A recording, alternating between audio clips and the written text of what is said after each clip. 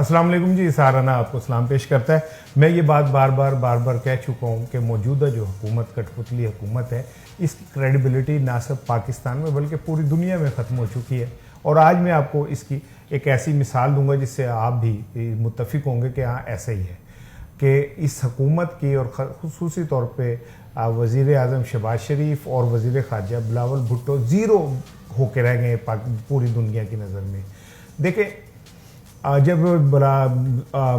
वज़ीर आज़म शहबाज शरीफ आए और उसके बाद उन्होंने मुख्तलिफ़ ममालिक का दौरा किया, पाकिस्तान मुश्किलात में है, माली मुश्किलात में, तो उनका दावा यह था कि सऊदी ख़ानदान से उनके ज़ाती ताल्लुकात हैं और वो भाई हैं, तो उन्हें वो जाएंगे और पता नहीं क्या करके आ जाएंगे। और चीन से, चूँकि अमेरिका ना चीन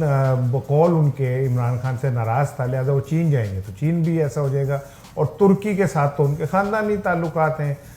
तुर्क सदर के साथ। लेकिन हुआ ये कि जब शहबाज शरीफ गए और बाकी लोग गए तो उन्हें टका सा जवाब मिला और वो ज़ीरो के रह गए। बिलावल भुट्टो, जिनके मुतालिक ये बड़ा ये कहा जा रहा था कि वो जुल्फ़िकार अली भुट्टो के नवासे और मोहतरमा बेनज़ीर भुट्टो शहीद के बेटे हैं, तो वो वज़ारत ख़ारजा अमूर में पता नहीं कौन सा तीर चला देंगे। आलम ये हुआ कि चंद दौरों के साथ, जिनमें उनके साथ हिना रब्बानी खर थी, उनके साथ उन्होंने 8-10 ममालिक के दौरे किए और अब कहीं बिलावल भुट्टो का ना नाम और निशान है, ना कहीं कोई बयान है, ना किसी मौजू पे वो बोलते हुए नज़र आ रहे हैं। ऐसे लग रहे हैं कि वो वज़ारत ख़ारजा छोड़ चुके हैं या वज़ारत ख़ारजा उन्हें छोड़ चुकी है। इन हालात में army chief general Qamar Javed Bajwa सामने आए। उन्होंने अमरीकी वज़ीर ख़ारजा को फ़ोन किया और उससे बातचीत की और पाकिस्तान के माली मामलात के हवाले से, स्पेशली IMF के हवाले से गुफ्तगू की। उस गुफ्तगू के बाद अचानक मार्केट में देखा गया कि जो डॉलर है वो बड़ी तेज़ी से नीचे आया और अभी तक नीचे आ रहा है। और इसका सारा क्रेडिट जनरल जावेद कमर बाजवा साहब के पास चला गया कि उन्होंने अमेरिकन डिप्लोमेट्स को फ़ोन करके ये बात की। अब ताज़ा तरीन जो आज की इतला है कि आर्मी चीफ ने आज सऊदी अरब, कुवैत, UAE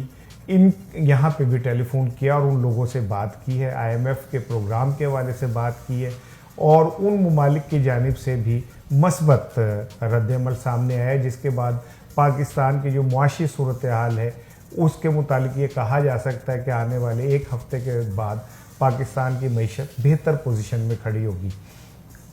सऊदी अरब ने जो पाकिस्तान के साथ बरादराना ताल्लुकात हैं, लेकिन इसके बावजूद ख़ासा सर्द रवैया अपनाया हुआ है पाकिस्तान के हवाले से, उसने भी ये यकीन दहानी कराई है कि जो पेट्रोल की मद में 1.2 बिलियन डॉलर का वो पाकिस्तान को एक छूट दे रहे थे, उसे डबल करके 2.4 बिलियन पे चले जाएंगे। जबकि चीन ने भी जो 4 अरब के वो उनके कर्जे हैं उसको रोल बैक कर दिया है। इसी तरह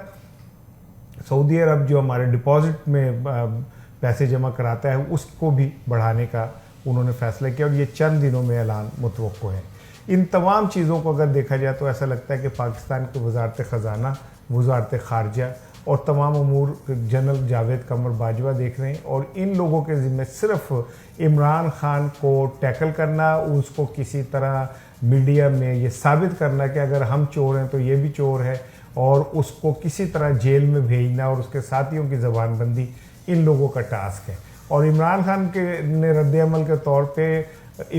उसने जो 9 हल्के जहाँ पे इन्होंने इस्तीफ़े मंजूर किए वहाँ उसने अकेले ने इलेक्शन लड़ने का ऐलान कर दिया, जिसका मतलब उसने ये कहा है कि सब एक तरफ भी हो जाए तो इमरान अकेला इन लोगों के लिए काफ़ी है। फिर बात होगी, अपना ख्याल।